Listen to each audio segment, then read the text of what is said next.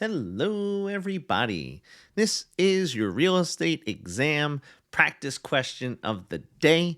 And guys, if you haven't already, go over to PrepAgent.com where you can get more questions like this and also live interactive webinars with instructors like myself and many others. Today's topic of the day is going to be depreciation factors. So we're going to be going over functional obsolescence, we're going to be going over physical deterioration, and economic obsolescence. So without further ado, let's take a look at the question. The question reads, of the following, which would most nearly refer to loss in value due to economic obsolescence? A change in nearby zoning. B, an architectural design which is declining in popularity. C, poor management of the property. Or D, an increased demand for larger units.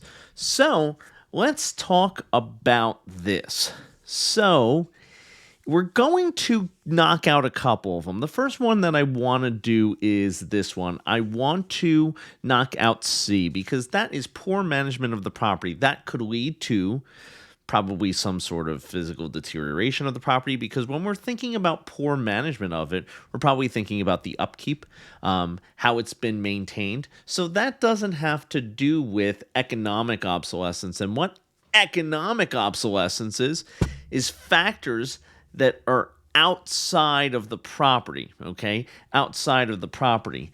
Now, let's take a look at some others, because there's some others that are really confusing on this one. That's why I wanted to go over this one. This one was one that really did trip up a couple of our students this week.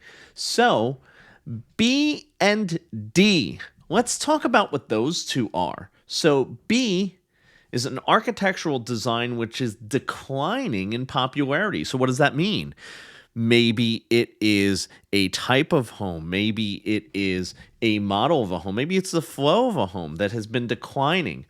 I would refer to B as functional obsolescence, meaning that it is now outdated. It is functionally not what we would build today. So I would say that the property would be suffering from functional obsolescence if it was a poorly designed or a situation where the design is declining in popularity. So now let's look at D. D is another one that guys always picked, and let me tell you, this is what D is. D is another one of functional obsolescence, okay? Because if there's a demand for larger units, you're going to be talking about something that is going to basically be, again, something that is creating the property to be functionally obsolete, functionally outdated.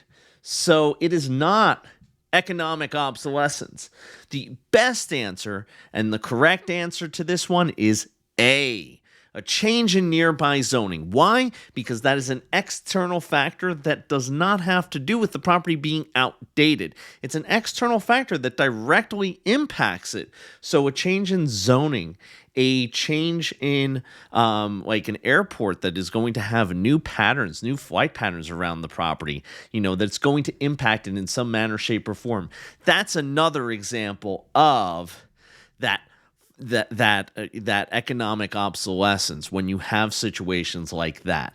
So guys, I hope you like this one. And again, this did trip a lot of people up because there was a lot of ones that people thought might be the right one, but this one is 100% A, a change in nearby zoning.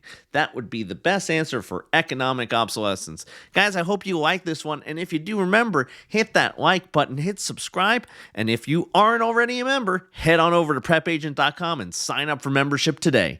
I'm going to see you guys real soon.